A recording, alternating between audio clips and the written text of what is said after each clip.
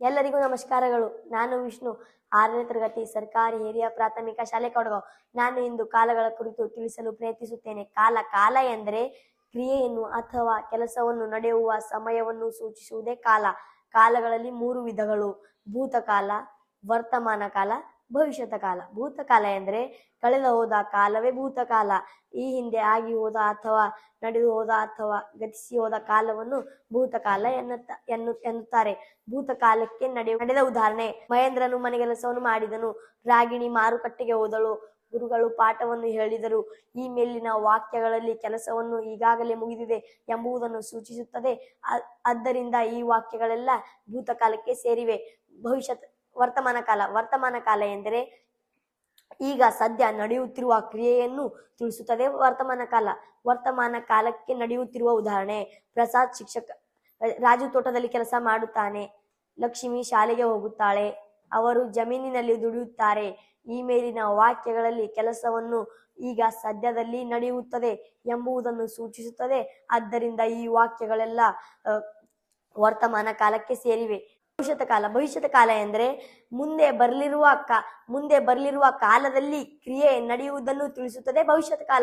ಭವಿಷ್ಯತ ಕಾಲಕ್ಕೆ ನಡೆಯುವ ಉದಾಹರಣೆ: ಪ್ರಸಾದ್ ಶಿಕ್ಷಕ ಆಗುವನು, ಶಾಲಿನಿ ನಟಿಯಾಗುವಳು, ವೈದ್ಯರು ನಮ್ಮ ಮನೆಗೆ ಬರುವರು.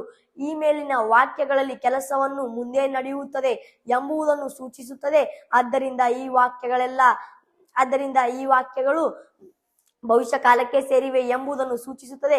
ಅದಕ್ಕಾಗಿ ಮುಂದೆ ನಡೆಯುವ ಕಾಲವನ್ನು ಭವಿಷ್ಯತ ಕಾಲ ಎನ್ನುತ್ತಾರೆ. ಕಾಲ ಸೂಚಕ ಪ್ರತ್ಯಯಗಳು 3: ಔ, ದ, ಉತ್ತ, ವ. ಕಾಲಸೂಚಕ ಪ್ರತ್ಯಯಗಳು ಯಾವ ಕಾಲಕ್ಕೆ ಯಾವ ಪ್ರತ್ಯಯ ಬಳಕೆಯಾಗುತ್ತದೆ ಎಂಬುದನ್ನು ಈ ಮುಂದೆ ನೀಡಲಾದ ಉದಾಹರಣೆ ಮೂಲಕ ತಿಳಿದುಕೊಳ್ಳಬಹುದು. ಭೂತಕಾಲ ಪ್ರತ್ಯಯ ದ, ವರ್ತಮಾನ ಕಾಲ ಉತ್ತ, ಭವಿಷ್ಯತ ಕಾಲ ವ. ಭೂತಕಾಲ ಪ್ರತ್ಯಯವಾದ ದ ಯಾವ ರೀತಿಯಾಗಿ ಬಳಕೆಯಾಗುತ್ತದೆ ಎಂಬುದನ್ನು ಈ ಮುಂದೆ ನೀಡಲಾದ ಉದಾಹರಣೆ ಮೂಲಕ ತಿಳಿದುಕೊಳ್ಳಬಹುದು. ಮಹೇಂದ್ರನು ಮನೆಗೆಲಸವನ್ನು ಮಾಡಿದನು, ರಾಗಿಣಿ ಮಾರುಕಟ್ಟೆಗೆ ಹೋದಳು, ಗುರುಗಳು ಪಾಠವನ್ನು ಹೇಳಿದರು. ಈ ಮೇಲಿನ ಕ್ರಿಯಾಪದದಲ್ಲಿ ದ ಎಂಬ ಕಾಲಸೂಚಕ ಪ್ರತ್ಯಯ ಬಳಕೆಯಾಗಿದೆ. ಇಲ್ಲಿ ಮಾಡಿದನು, ಹೋದಳು, ಹೇಳಿದರು. ಮಾಡಿದನು ಎಂಬ ಕ್ರಿಯಾಪದದಲ್ಲಿ ದ ಎಂಬ ಭೂತಕಾಲ ಸೂಚಕ ಪ್ರತ್ಯಯ ಬಳಕೆಯಾಗಿದೆ. ಹೋದಳು ಎಂಬ ಕ್ರಿಯಾಪದದಲ್ಲಿ ದ ಎಂಬ ಭೂತಕಾಲ ಸೂಚಕ ಪ್ರತ್ಯಯ ಬಳಕೆಯಾಗಿದೆ.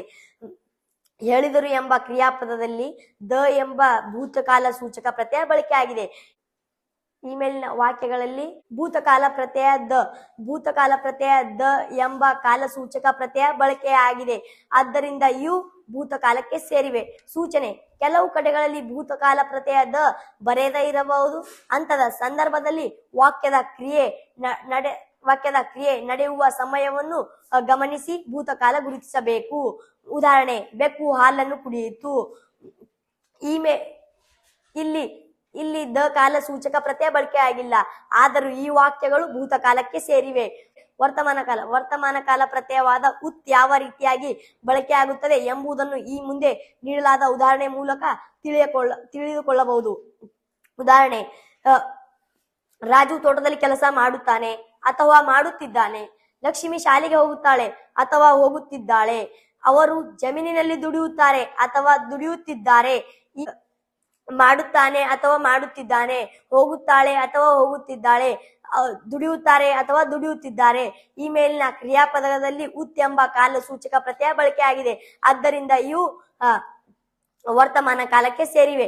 ಭವಿಷ್ಯತ ಕಾಲ ಪ್ರತ್ಯಯವಾದ ವ ಯಾವ ರೀತಿಯಾಗಿ ಬಳಕೆಯಾಗುತ್ತದೆ ಎಂಬುದನ್ನು ಈ ಮುಂದೆ ನೀಡಲಾದ ಉದಾಹರಣೆ ತಿಳಿದುಕೊಳ್ಳಬಹುದು. ಉದಾಹರಣೆ: ಪ್ರಸಾದ್ ಶಿಕ್ಷಕ ಆಗುವನು, ಶಾಲಿನಿ ನಟಿಯಾಗುವಳು, ವೈದ್ಯರು ನಮ್ಮ ಮನೆಗೆ ಬರುವರು. ಈ ಮೇಲಿನ ಕ್ರಿಯಾಪದದಲ್ಲಿ ವ ಎಂಬ ಕಾಲ ಸೂಚಕ ಪ್ರತ್ಯಯ ಬಳಕೆಯಾಗಿದೆ.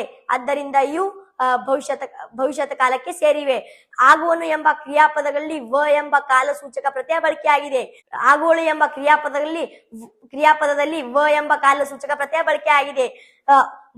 ಬರುವರು ಎಂಬ ಕ್ರಿಯಾಪದದಲ್ಲಿ ವ ಎಂಬ ಕಾಲ ಸೂಚಕ ಪ್ರತ್ಯಯ ಬಳಕೆಯಾಗಿದೆ. ಆದ್ದರಿಂದ ಈ ಮೇಲಿನ ವಾಕ್ಯಗಳು ಭವಿಷ್ಯತ ಕಾಲಕ್ಕೆ ಸೇರಿವೆ.